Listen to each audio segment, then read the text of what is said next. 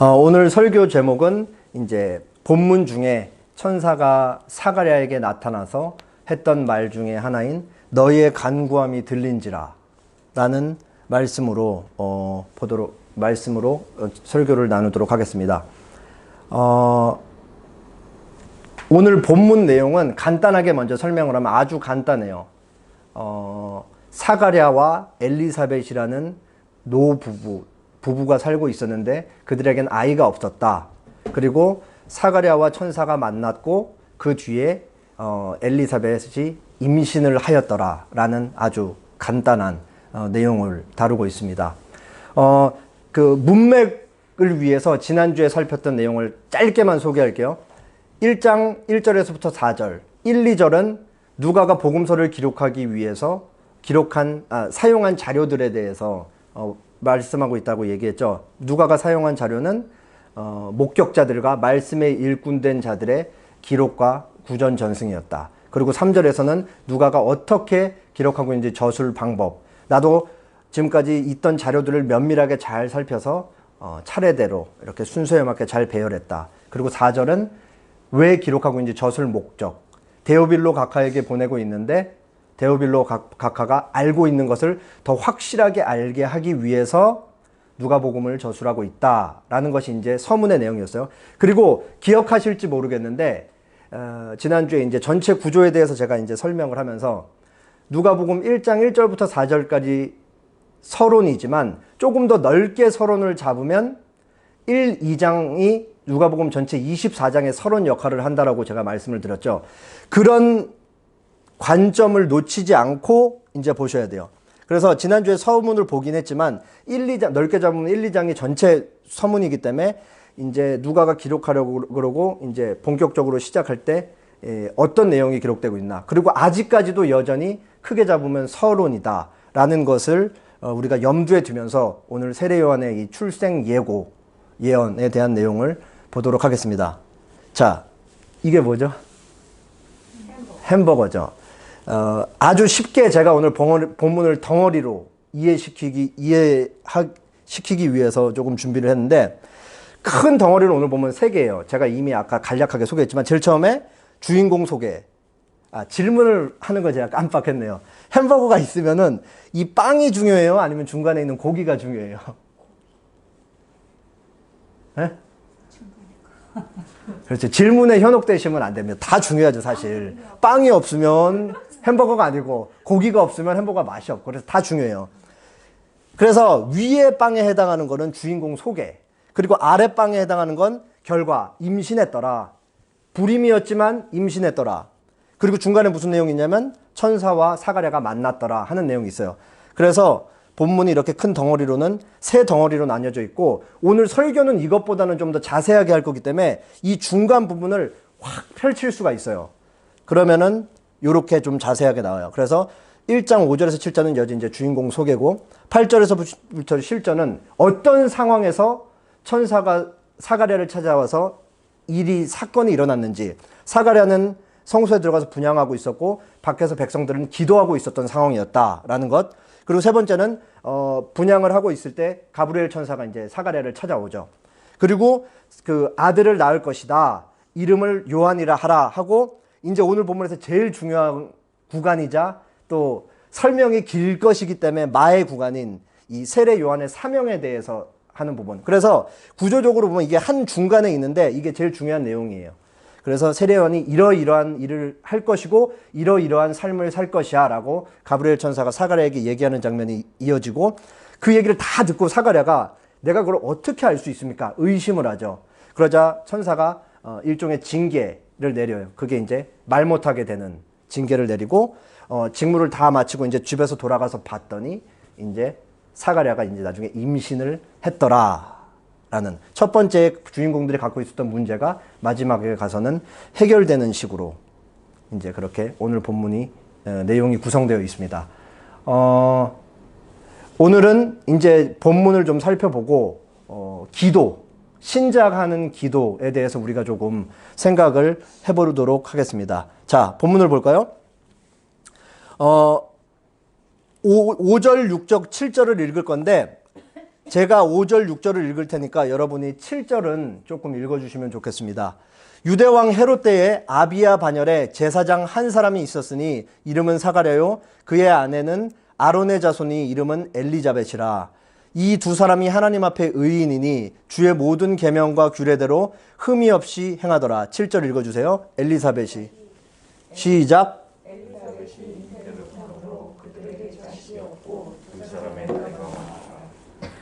자, 이제 세례 요한이 이제 출생하는 그 예고, 천사가 와서 이제 세례 요한이 곧 출생할 것이다, 임신할 것이다라는 것을 알리는 장면이 오늘 본문인데, 시대적 배경이 언제냐? 세례 요한의 출생 시대 배경이 언제냐? 시간적 배경에 대해서 소개하는데 바로 유대왕 헤롯 때라고 얘기했어요. 그래도 여기 앉아 계신 분들은 아시겠지만 우리가 복음서를 읽으면은 헤롯이 자주 나와요. 근데 이 복음서 앞부분에 나오는 헤롯은 사실 이제 헤롯 대왕이라는 분이에요. 그래서 여기 보면 가계도가 이렇게 복잡한데 글씨 안 보이셔도 돼요. 그냥 여기 보면 주황색, 요 분이 헤롯 대왕이에요. 그래서 그 마태복음에 보면 유대인의 왕이 태어났다 그래서 이제 동방 박사들이 와서 그 전달하니까 이제 헤롯이 듣고 그 애기들 다 죽이잖아요. 그때 그 애기들 주신 이 대학살을 일으킨 사람이 바로 이 헤롯 대왕이에요. 그리고 이 앞부분에만 등장하고 헤롯 대왕은 나머지 우리가 보는 헤롯은 요 이 세 아들들이에요, 전부. 헤롯 뭐 아켈라오고도 되고 안티파스 되고 빌리비세 되고, 그래서 요 사람들에서 주로 이제 복음서에서 보는 내용 사람들이고, 오늘은 우리가 보는 사람은 이 헤롯 대왕 때라고 해요.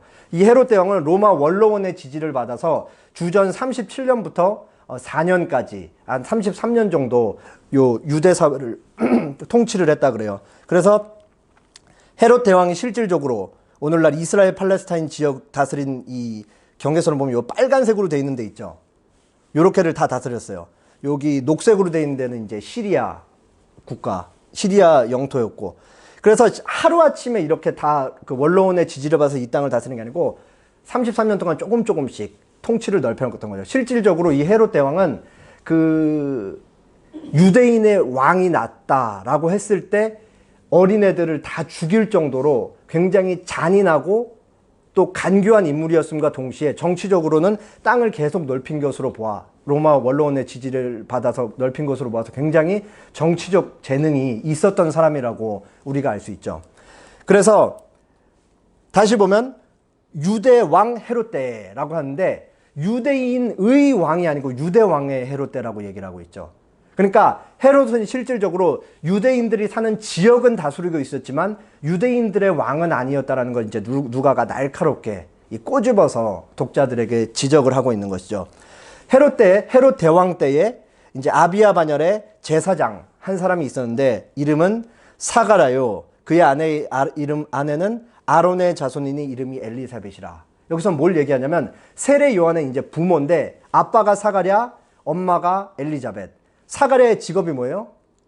제사장. 엄마는 엘리사벳인데 엄마도 아론의 후손. 제사장도 아론의 후손. 결국 세례 요한은 유대 사회에서는 엄청 좋은 집안, 제사장, 엄마도 제사장 가면 아빠도 제사장 가면 좋은 집안에서 태어나게 될 아이, 그 집안 배경이 굉장히 좋다라는 것을 얘기를 하고 있는 거죠. 이 두 사람이 하나님 앞에 의인이니 주의 모든 계명과 규례대로 흠이 없이 행하더라. 여기서 계명은 뭐냐면 주로 10계명과 관련된, 그래서 10계명에서 파생된 거를 삶 속에서 구현하면서 하나님이 기뻐하시는 뜻대로 신실하게 살았다는 것을 얘기를 해요. 그리고 여기서 규례는 주로 예배의식과 관련된 것, 절기마다 유월절에 오순절에 성전에 열심히 찾아가서 제사 드리고 기도하고 그렇게 살았던 사람들이 바로 사가랴와 또 엘리사벳이었다는 거죠. 그러니까 예배도 잘 드리고 삶 속에서 하나님의 말씀도 잘 지키면서 그렇게 하나님을 사랑하는 사람으로 그렇게 두 사람이 살고 있었대요. 그런데 이 사람들에게 문제가 있었죠. 그 문제가 뭐예요? 아이가 없었다라는 거예요. 여기서 구체적으로 얘기하고 있죠. 문제는 엘리사벳 여자에게 있었어요. 여자가 불임 여성이었기 때문에 두 사람 사이에는 자녀가 없었다. 그리고 두 사람이 나이가 많았더라. 아이가 없는 고통을 아는 채로 오랜 시간 고통 속에 살면서 하나님 앞에 계속해서 그 문제에 대해서 기도하면서 그렇게 시간이 쭉 흘렀던 거예요. 고대 사회에서 아이가 없는 거는 오늘 본문 이제 25절에도 엘리사벳이 고백하죠. 하나님이 사람들 앞에서 나의 부끄러움을 없애주셨다. 거기서도 알 수 있지만 고대 사회에서 특히 이스라엘 유대 사회에서 아이가 없었던 거는 여자들에게는 굉장한 수치로 여겨졌던 것이죠. 특히 왜 그러냐면 구약 성경에 여자가 아이를 낳지 못한다라는 것은 주로 죄를 지었을 때 죄에 대한 결과로 얘기하는 경우가 많기 때문이에요. 그리고 이것은 하나님을 주권자로 생각하고 사는 이스라엘 사회에서 아이가 없다는 건 하나님이 나에게 아이를 주지 않기 때문에 죄와 관련돼서 혹시 내가 하나님과 어떤 문제가 있지 않은가 관계에서. 그러니까 불임은 결국 영적인 문제였고 스스로 인식하는 것도 그렇고 주변에서 이제 사람들이 보는 것도 제가 혹시 뭐 하나님한테 무슨 죄 지은 거 아니야? 문제 있는 거 아니야? 뭐 이런 식으로 바라봤다는 거죠. 그게 오랜 시간 사가랴와 엘리사벳의 고통이자 아픔이었고 기도 제목이었던 거예요. 그렇게 나이 들 때까지 그렇게 두 사람이 살았던 거죠. 자, 이제 장면이 넘어가서 사가랴가 하나님 앞에 분향하는 장면이에요. 공간적 배경을 설명하고 있어요. 마침 사가랴가 그 반열의 차례대로 하나님 앞에서 제사장의 직무를 행할세 제사장의 전례를 따라 제비를 뽑아 주의 성전에 들어가 분향하고 10절 한 번만 같이 더 읽겠습니다. 10절 시작. 모든 사가랴와 엘리사벳은 아이가 없은 채로 고통을 받으면서 오랜 시간 기도하면서 지냈고 그렇게 늙어갔다. 그리고 이제 사가랴가 제사장 직무를 수행하는 장면이 나와요. 여기서 그 반열의 차례대로 하나님 앞에서 제사장 직무를 행할 때 전례를 따라 제비를 뽑아 성전에 들어갔다라고 얘기하고 있죠. 이때 당시에 학자들마다 조금 견해가 다른데 총 반열 하면은 쉽게 생각하면 조라고 생각하면 돼요. 24개의 조가 있었어요. 24개의 반열. 그래서 한 반열당 보통 적게 잡으면 750명. 그리고 많게 잡으면 1000명. 그러니까 24반열이면 750 곱하기 24면 18,000명. 그리고 1000 곱하기 24면 24,000명. 그러니까 이때 당시에 살았던 제사장의 수가 적게는 한 18,000명에서 많게는 24,000명 정도가 살았던 거예요. 이렇게 하면 조금 더 쉽게 이해할 수 있을 것 같아요. 예를 들면 6월절 같은 경우에는 이스라엘 팔레스타인만 사는 사람들이 아니고 그 주변의 각지에 과거에 흩어졌던 유대인들이 다 예루살렘 성전에 모이잖아요. 제사 드리기 위해서. 그때 몇 시간 만에 잡아야 했던 이 제물의 수가 10만 마리가 넘었대요. 그러면 제사장이 얼마나 많이 필요했겠어요. 그래서 그냥 750명, 한 조에 750명이라고 가정하고 설명을 드리면 750명 중에 이제 제비를 뽑아가지고 이 사람들이 24개 반이니까 1년으로 잡았을 때 1년에 이제 2회 정도 일주일씩 성전에 들어가서 이제 봉사를 하는데 이제 제비를 뽑았다 그래요. 제비를 뽑아서 누구는 그 제사 드리는 일을 돕고 누구는 무슨 일을 돕고 누구는 무슨 일을 돕는데 그 중에 한 사람만 이제 사가랴 했던 이 성소까지 들어가서 그 향을 하나님께 드리는 그 분향단에 가갖고 향을 드리는 일에 이제 제비를 뽑아서 이제 그 일에 발탁이 됐다라고 해요. 학자들이 이구동성으로 하는 얘기는 한평생 살면서 제사장일지라도 이 분향하는 일에 제비를 뽑아서 선택될 확률은 굉장히 적었다라고 그렇게 얘기를 해요. 이 얘기를 왜 드리냐면 지금 하나님께서 사가랴가 성전에 들어가서 분향하는 일에 적극적으로 개입하고 계시다라는 것을 말씀드리기 위해서 그래요. 왜 그렇죠? 하나님이 이제 가브리엘 천사, 하나님의 메신저 가브리엘 천사를 보낼 것이기 때문에, 그리고 이스라엘 구원 역사에 있어서, 그리고 전 세계의 구원 역사에 있어서 가장 중요하게 미칠 예언을 한 가지를 하기 위해서 그런 것이죠. 그래서 보시면 조금 더 이해를 돕기 위해 자, 이렇게 당시 이제 헤롯 성전이 있었어요. 그리고 잘 안 보이시겠지만 여기 사람들이 굉장히 조그맣게 있어요. 그러니까 이 헤롯 성전이 얼마나 크게, 이거는 성벽이고 얼마나 크게 있는지 대충 잘은 아니지만 짐작이 좀 가시죠. 자, 그래서 이쪽을 보면 이게 이제 실질적으로 이제 예배를 드리는 곳, 제사를 드리는 곳. 그래서 좀 더 확대를 하면 이렇게 돼 있어요. 그래서 여기 보면 여기가 이스라엘의 뜰이라 그래서 이스라엘 남자들이 저기 모여가지고, 여자는 안 돼요. 남자들만 모여서 제사장들이 제물 잡고 번제 드리는 걸 보고, 여기 이제 그 분향단 소수의 제사장들만 가서 성소까지 들어가는 걸 지켜보고 밖에서 기다리고 있어요. 여기서 이스라엘 남자들만 기다리고 있을 수 있고, 여기 여인의 뜰, 이스라엘 여자들만 밖에서 또 이제 기다릴 수 있는 공간이 또 따로 있었어요. 그래서 오늘 본문에 등장하는 중요한 사가랴가 어디로 들어가냐? 이제 여기 성소 안으로 들어가는 거예요. 그래서 좀 더 확대를 하면, 들어가면 이렇게 돼 있어요. 촛대가 있고 진설병상이 있고 바로 여기에 이제 분향단이 있는 것이죠. 그래서 들어가서 이렇게 보면은 여기 향 안에다가 번제단에서 사용했던 숯 같은 것도 담아가지고, 하나님이 구약 성경에 이제 명령하신 재료들인데 그걸 가지고 이렇게 향 같은 거를 이렇게 만들어서 이렇게 속에 넣으면 연기가 피어오르는 걸로 하나님께 연기를 드리는 거죠. 그래서 계시록에 보면 이 연기가 하늘로 올라가는 것은 밖에서 이제 성도들이 같이 드리는 성도의 기도와 함께 하나님께 기도로 올라가는 향이라, 그렇게 얘기를 하고 있는 거예요. 그래서 이제 하나님께서 이 향을 굉장히 기뻐하시는 것이죠. 그렇게 사가랴가 분향을 하러 들어갔을 때였어요. 그리고 그 동시에 사가랴가 분향하고 있을 때 이스라엘 백성은 밖에서 뭐 하고 있었다고요? 기도를 하고 있었다. 그때 이제 천사가 나타나는 거죠. 갑자기 사가랴가 분향하는데 천사가 나타나서 얘기를 하는 거죠. 사가랴여 놀라지 말라. 그렇게 얘기를 하는 것입니다. 천사가 그에게 이르되 사가랴여 무서워하지 말라. 너희의 간구함이 들린지라. 내 아내 엘리사벳이 내게 아들을 낳아주리니 그 이름을 요한이라 하라. 여기서 질문 하나 해볼 테니까 한번 생각해 보세요. 여기 보면 분향하고 있는 사가랴에게 천사가 나타나자마자 첫 번째로 한 말이, 사가랴가 너무 놀라니까 한평생 아마 천사를 못 봤겠죠. 그때 그리고 신구약 그 중간기 400년 동안 그 하나님의 계시가 전혀 없었을 때니까 뭐 환상을 못 봤을 거예요. 근데 태어나서 처음으로 늙을 때까지 천사를 전혀 못 봤다가 분향하고 있는데 천사가 나타나니까 화들짝 놀랐어요. 처음 봐서 놀랐기도 했을 거고, 이 거룩한 이 향을 하나님 앞에 올려드리는 그 예배를 드리는 자리에 이 한 번도 못 봤던 엄청난 광채로 빛나는 천사가 나타났을 때 자기 죄가 당연히 떠올랐겠죠. 아이고, 내가 이거 무슨 큰 죄 지은 거 아닌가. 왜냐하면 과거에 잘못된 이런 불들이다가 죽은 사람들이, 제사장들이 있었잖아요. 그런 역사를 알고 있으면 놀랄 수밖에 없는 거예요.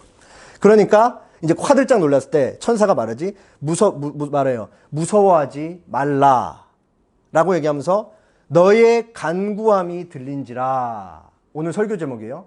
근데 여기서 천사가 사가랴에게 말한 너의 간구, 너의 기도, 너의 기도 제목, 이거는 뭘까요? 내용이 구체적으로 어떤 기도를 들은 건가요? 천사가 엘리사벳의 임신.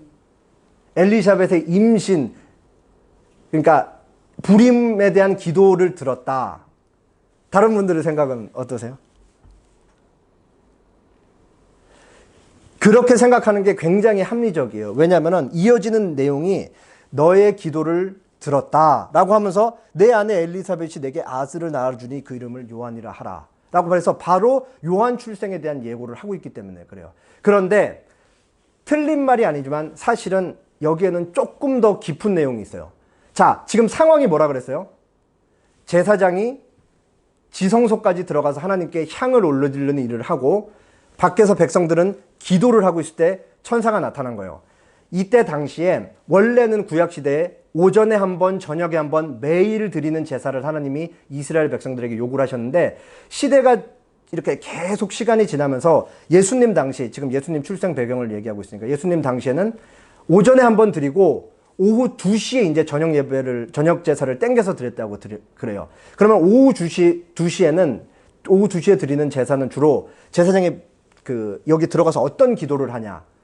나라를 위한 기도를 했다 그래요. 나라를 위한 기도. 그래서 그 청교도 주석가 메투엔리가 이때 당시에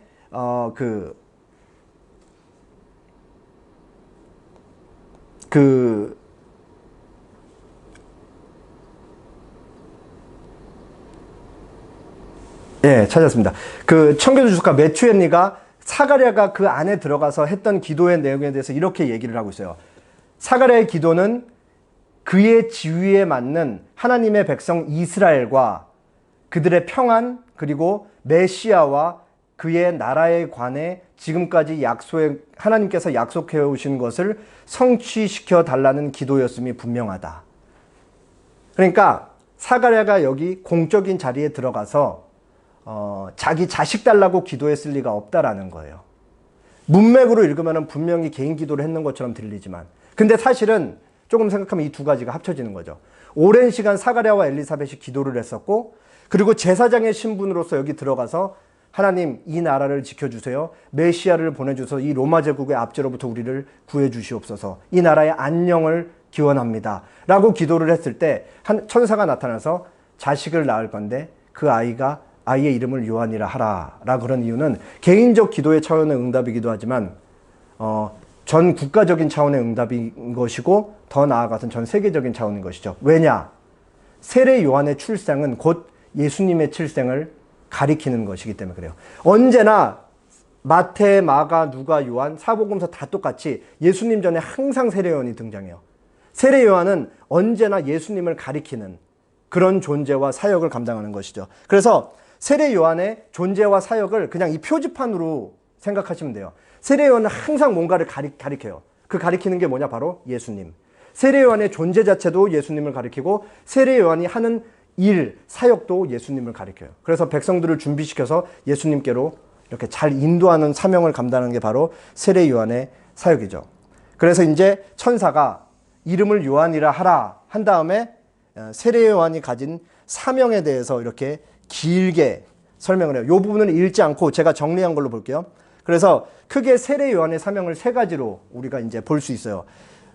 첫 번째로 14절은 그냥 설명을 드리면 아이의 이름을 요한이라 하라. 태어날 것이다. 그리고 그 아이가 태어난 것을 사가랴 너도 기뻐할 것이요. 당연히 개인적인 기도가 응답됐으니까 기뻐할 것이죠. 그리고 많은 사람도 요한의 태어남을 기뻐할 것이다. 왜냐?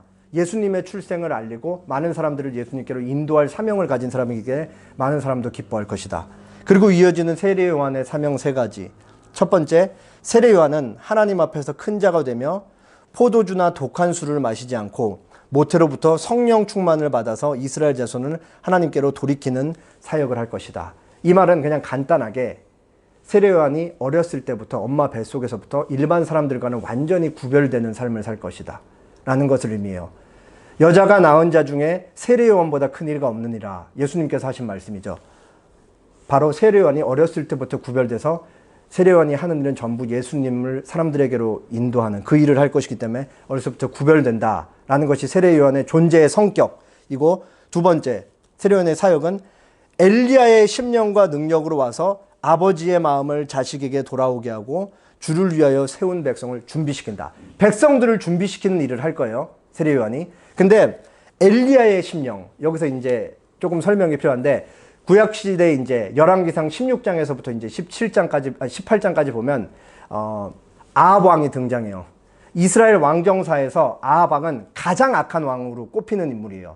근데 아합 왕이 왜 악한 인물로 꼽히냐면, 정약 결혼 비슷하게 했는데 누구랑 결혼했냐면, 북이스라엘 북쪽에 있는 시돈이라는 국가에 이세벨 공주랑 결혼을 했어요. 근데 뭐가 문제가 됐냐? 이 시돈이라는 나라는 바알 숭배, 바알 우상을 섬기는 본고장과 같은 곳이거든요.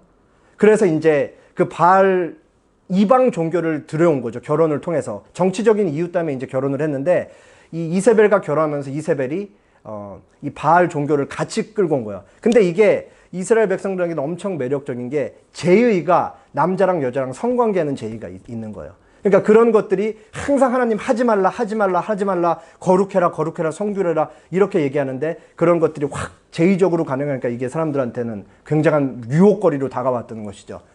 그런데 이제 하나님이 너무 이스라엘이 극단적으로 이제 우상 숭배를 심하게 하니까 엘리야라는 선지자를 불러갖고 이제 아합 앞에 보내요. 가뭄을 일으키고, 그래서 아합이 하나님께서 가뭄 내리실 것이다. 그래서 이제 하나님이 가뭄 내리시고 바알 선지자 450이랑 아세라 선지자 400명 해갖고 850대 1로 영적 전쟁을 갈멜산에서 이제 붙죠. 그래서 이 번제단에 물을 막 치겨놓고 제물에다가 여기에 불을 떨어뜨리는 신이 참신이다. 그래서 바알 선지자들이 막 춤추고 막 몸 칼로 베고 막 피 그 안에 뿌리고 막 난리를 피우는데 아무 응답이 없고 엘리야가 하나님께 주여 도와주십시오. 기도 딱 하니까 하늘에서 하나님이 불을 빵 내려가지고 거기 분재된 이제 불이 붙어요. 그때 이제 이스라엘 백성들이 우리가 우상숭배하면서 지금까지 잘못했구나 하면서 엘리야 선지자가 백성들의 마음을 하나님께로 돌이켰어요. 선지자의 주 역할이 백성들의 마음을 하나님께로 돌이키는 거거든요. 그러니까 여기서 세례 요한이 엘리야의 심령과 능력으로 사람들의 마음을 하나님께로 돌이키겠다라는 것은 엘리야가 했던 그 사역과 비슷한 성격의 사역을 할 것이다 라는 것을 그렇게 얘기하는 것이죠. 그러면은 이어지는 내용에서 아버지의 마음을 자식에게 돌아오게 한다 라는 말은 무엇일까요?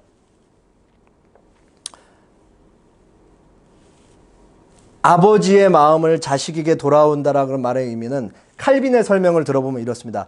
요한의 사명은 제각기 흩어진 백성을 통일된 믿음으로 모으는 일이다.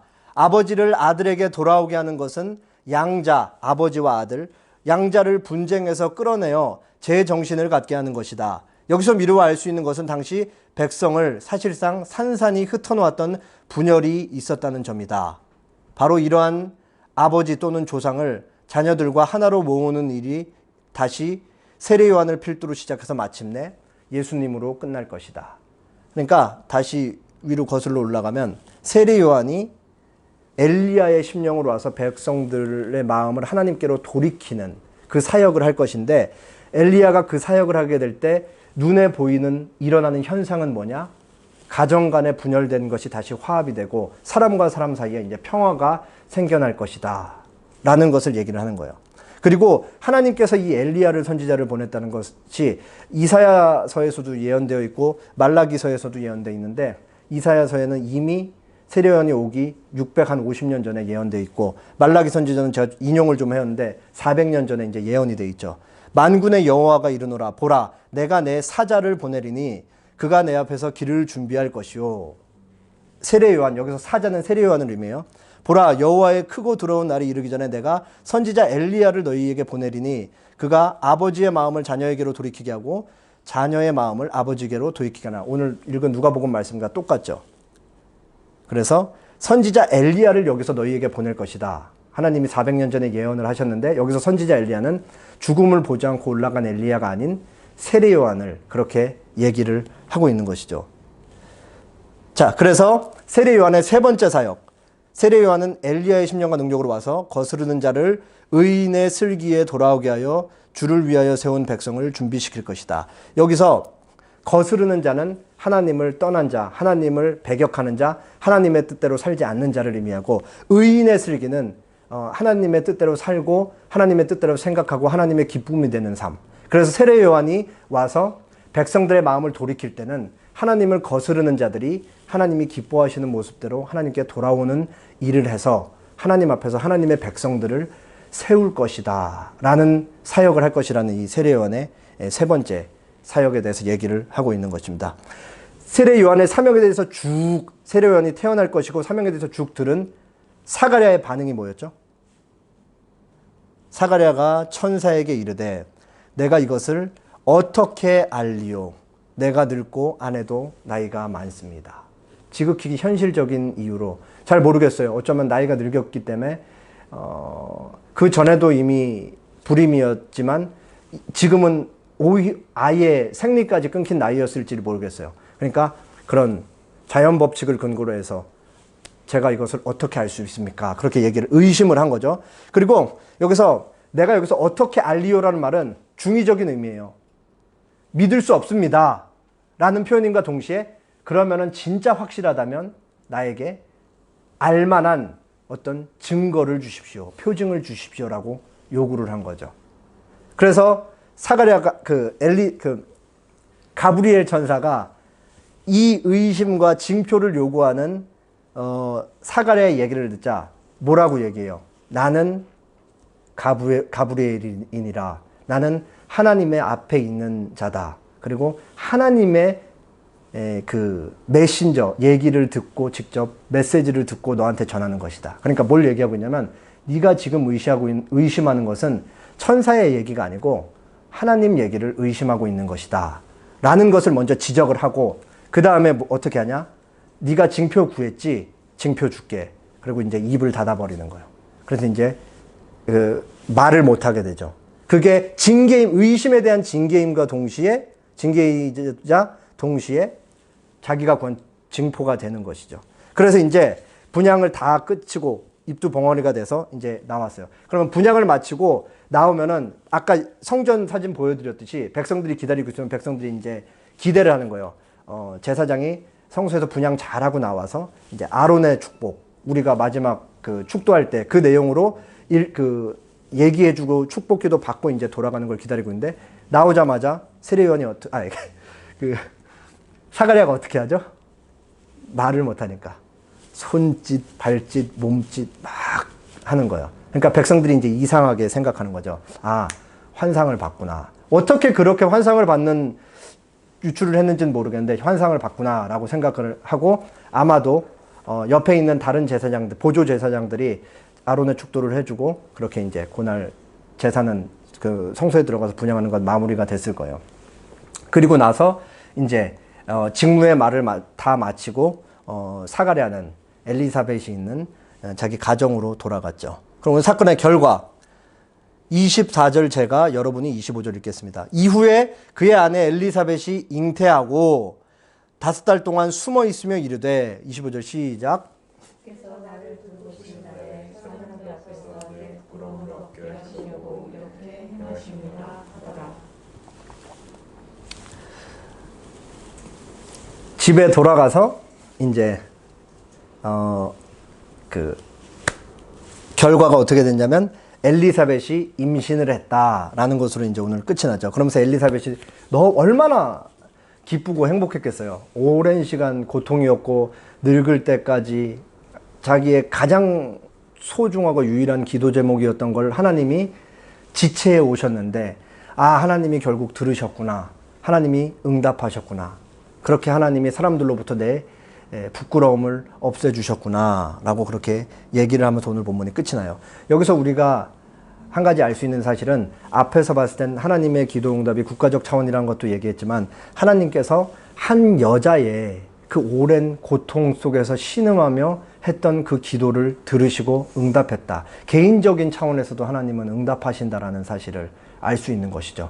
그렇기 때문에 하나님의 섭리라는 것은 사실은 우리가 보기에는 한 면밖에 볼 수 없겠지만 굉장히 다양한 차원의 응답인 것을 알 수 있는 것이죠. 여기서는 하나님께서 이 엘리사벳이라는 여인의 기도, 개인 기도도 들으셨다라는 것을 우리가 마지막을 통해 알 수 있는 것입니다.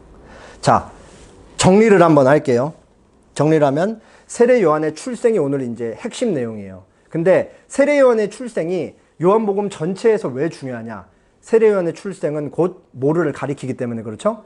예수님의 출생을 가리키는 것이다. 그래서 그 세례 요한의 출생이 모든 사람에게 기쁨이 될 수 있는 이유는 예수님의 출생이 곧 모든 사람의 구원의 시작점을 알리는 것이기 때문에 그래요. 세례 요한 자체도 중요하지만 세례 요한의 자체보다 더 중요한 게 세례 요한이 가리키는 바가 누구를 향하고 있느냐? 예수님을 향하고 있기 때문인 것이죠. 그래서 세례 요한의 출생은 곧 예수님이 이제 태어날 것이라는 걸 알리사. 이제 가브리엘 천사가 바빠요. 세례 요한 사가랴랑 엘리사벳 찾아가고 이제 당장 마리아 찾아가서 이제 예수님 태어날 거 이제 수태고지 하거든요. 그러니까 세례 요한의 출생이 곧 예수님의 출생과 딱 붙어 있어서 중요한 것이다라는 게 이제 오늘 본문의 핵심 내용. 이제 적용하도록 하겠습니다. 적용은 오늘 기도예요. 기도 한 가지에 대해서 할 건데 세부 사항은 오늘 본문에 나와 있는 것을 좀 토대로 해서 두 가지로 나눠보도록 할게요. 첫 번째, 하나님께서는 신실한 신자의 기도를 사용하신다. 한나의 기도. 제가 개인적으로 사무엘상을 좋아해서 그런지는 모르겠는데 저는 이 본문 보면서 계속해서 한나의 기도가 생각났어요. 한나도 똑같았어요. 오랜 시간 불임 여성이었죠. 한나가 이제 매년 하나님께서 명하신 절기마다 그때 당시 이제 성막에 가서 기도 드릴 때 막 눈물을 흘리면서 엄청 기도하잖아요.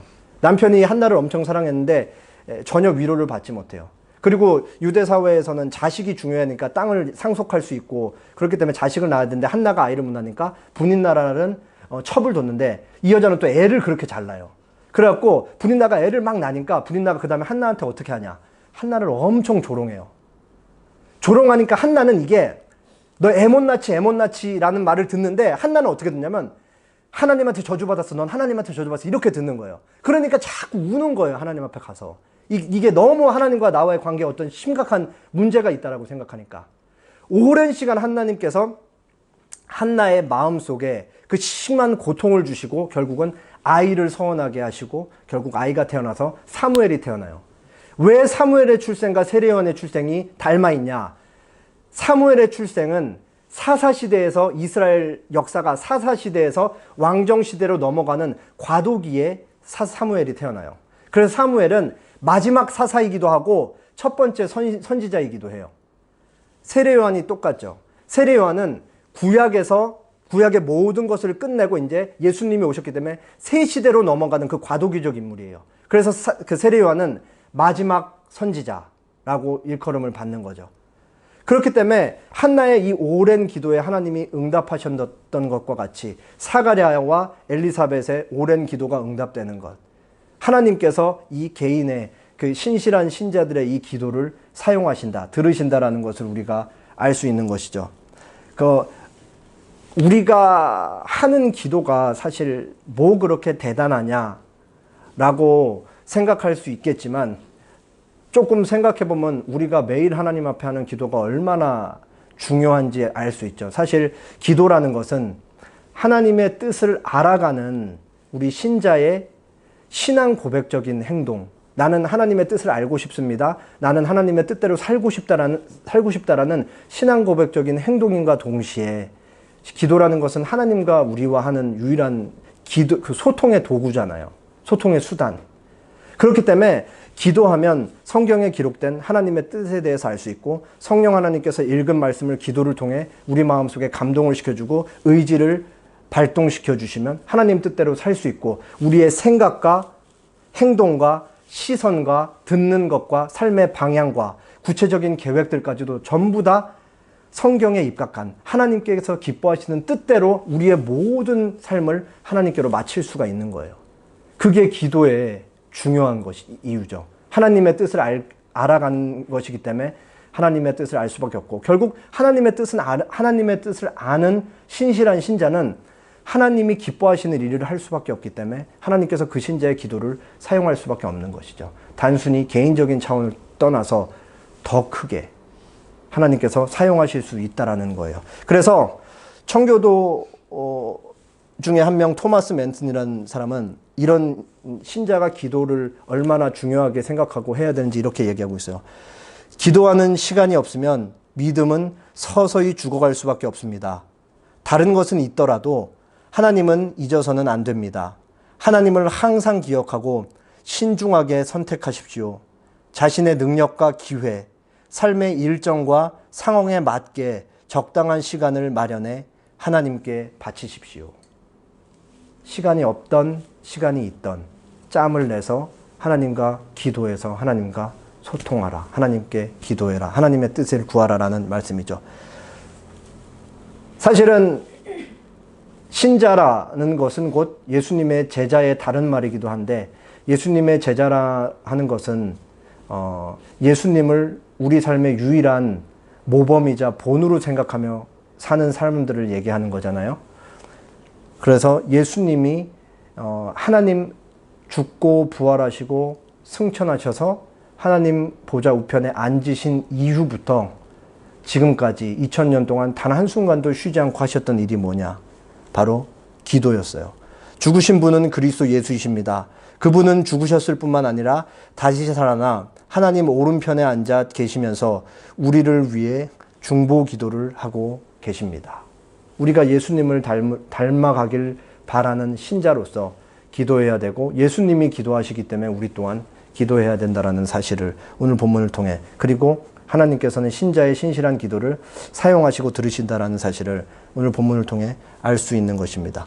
두 번째, 우리의 기도의 대상이신 하나님은 선하신 하나님이시다라는 사실을 알 수 있어요.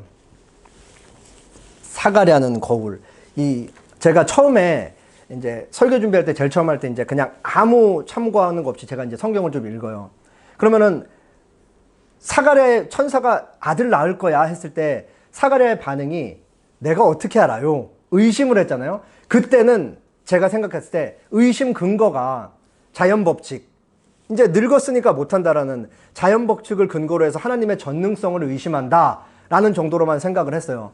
그리고 이제 공부도 이제 계속 참고 서적도 읽고 본문 더 많이 읽고 생각 더 많이 하면서 이제 나중에 알았던 것을, 이 내가 어떻게 알리요? 나도 늙고 내 아내도 늙었습니다라는 얘기, 이 표현이 조금은 다르게 다가왔어요. 그러니까 조금 더 실존적으로 우리가 읽으면은 이럴 수 있죠. 그러니까 사실 제가 여기 사가라는 거울이라고 써놓은 이유가 뭐냐면, 저는 하나님을 사랑하고 예수님이 저를 위해 죽었다는 사실을 조금도 의심하지 않고 제가 죽으면 천국 간다는 사실을 아주 확신해요. 그런데 제가 기도를 할 때 하나님이 다 응답하실 거라는 사실을 믿지만 믿으면서도 동시에 의심을 하죠. 어떤 기도는 제가 지금 10몇 년 넘게 기도를 하고 있는데도 하나님이 아직까지도 응답을 안 하시는 기도 제목이 있어요. 그러면은 자연스럽게 이런 생각이 드는 거예요. 야, 이거는 하나님이 응답을 안 하실 수도 있지 않겠는가? 혹은 내가 잘못 구하고 있는가? 근데 사실 뭐 이렇게 가족 구원 문제나 주변의 지인들 구원 문제에 대한 건 뭐 잘못 구하는 게 아니니까. 근데도 이런 의심이 들 때가 있는 거죠. 그러니까 내가 하나님을 사랑하고 믿는 것과는 별개로 기도의 응답은 따로 의심이 들 수 있다라는 것을 제가 이거를 통해 이제 느낀 거죠. 이거를 조금 더 실존적으로 보면 사가랴도 비슷했을 것 같아요. 얼마나 오래 간절히 그렇게 기도했겠어요. 제일 중요한 자식이 없는데. 근데 인간은 어쨌든 과거를 판단 근거로 삼아서 오늘을 재단하고 미래를 평가하고 생각하는데, 하나님이 아이를 달라는 기도에 응답을 너무 오랫동안 안 하시니까 하나님이 이 아이를 주실 거라는 생각을 체념을 하고 있었던 거죠. 아이를 준다 그러니까 에이 어떻게 알아요? 라고 이제 반응을 하는 거죠. 그럼에도 오늘 본문에 보면 하나님께서 결국은 엘리사벳의 찬양과 같이, 하나님께서 내 부끄러움을 없앴던 것이 결국은 그들의 기도를 들으신 거죠.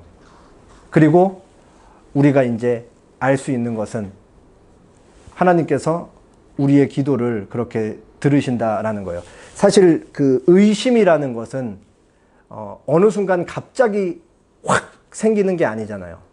예를 들면 사람과의 관계 속에서 의심이라는 것은 어떤 이 사람이 나에게 거짓말을 했을 때, 반복적으로 거짓말하는 게 들켰을 때, 혹은 어떤 거짓말하는 정황이나 사건들이 반복적으로 이렇게 포착이 됐을 때, 그 이후에 이 사람이 또 나에게 거짓말을 할 수도 있겠구나라는 것을, 과거에 있었던 일을 미루어서 짐작하는 거잖아요. 그렇기 때문에 우리가 기도하는 대상이신 하나님이 선하신 분이라고 좋으신 분이라는 사실은, 하나님이 어떤 분이신지 알면은 우리가 조금 생각을 달리할 수 있는 것입니다. 하나님은 사람이 아니시니 거짓말하지 않으시고 인생이 아니시니 후회가 없으시도다. 어찌 그 하신 바를 행하지 않으시며 하신 말씀을 실행하지 않으시랴. 하나님은 사람이 아니시기 때문에 거짓말하지 않으시고 인간의 인생이 아니시기 때문에 후회하는 거 없이 하나님이 한번 떨어뜨리는 일과 계획은 그냥 그대로 완벽한 거예요. 100%. 그리고 하나님이 어찌 그 말씀하신 바를 행하지 않겠느냐. 이미 세례 요한 출생 400~500년 전, 더 길게는 600~700년 전에 세례 요한의 출생이 예고되어 있었다고요. 하나님이 약속을 하셨어요. 때가 되니까 그 약속이 이루어지는 거죠. 그게 성경의 증언이에요. 헤르만 바빙크라는 이 네덜란드 신학자가 자신의 책 개혁교의학 개요의 첫 번째에 대해서 이렇게 얘기를 했어요. 하나님은 최고의 선이시다. 하나님이 우리에게 하시는 일, 세상을 경영하시는 방법, 그것은 최고의 지혜로 경영하시는 것이기 때문에, 그 하나님이 신자에게 일어나는 모든 사건과 일들은 최고의 지혜로 최고의 계획을 통해 주시는 것이기 때문에 하나님은 언제나 최고의 선이실 수밖에 없다. 하나님이 우리 삶에 나쁜 것을 주실 리가 없다라는 것이죠. 고통스러운 일, 오랜 기도를 했지만 응답되지 않는 것, 결국은 하나님이 선하신 분이라는 사실 하나로 다 불식될 수 있는 거예요. 우리의 믿음의 대상, 기도의 대상이 그렇게 선하신 분이라는 것이죠. 마지막으로 자기 아들을 아끼지 아니하시고 우리 모든 사람을 위하여 내주시니가 어찌 그 아들과 함께 모든 것을 우리에게 주시지 아니하겠느냐. 조금 아래로 내려가서 내가 확신하노니 사망이나 생명이나 천사들이나 권세자들이나 현재일이나 장래일이나 능력이나 높음이나 깊음이나 다른 어떤 피조물이라도 우리를 우리 주 그리스도 예수 안에 있는 하나님의 사랑에서 끊을 수 없다. 우리 기도의 대상, 믿음의 대상이신 하나님이 이렇게 선하신 분이라는 것. 하나님에게 있어서 가장 소중하고 중요한 존재인 자기 독생자를 우리 한 사람 한 사람을 살리기 위해 교회를 이 땅에 산생시키기 위해서 아끼지 않고 주셨다. 그분이 왜 우리의 기도를 들어주지 않겠냐. 다 듣고 계신다. 그러나 우리가 뜻하는 그대로 이루어지지 않는 것은 우리는 왜 그런지 알 수 없지만 그게 하나님께서 보시기에 우리 지금 당장 도움이 안 되는 걸 수도 있고 아니면 먼 훗날 응답이 될 수도 있고 하나님께서 보시기에 그게 우리에게 필요 없는 것일 수도 있고 여러 가지 이유가 있을 수 있다는 것이죠. 그럼에도 하나님은 완전한 선이시고 최고의 선이시고 가장 좋으신 분이시다라는 것을 알 수 있는 것입니다. 다 함께 기도하겠습니다.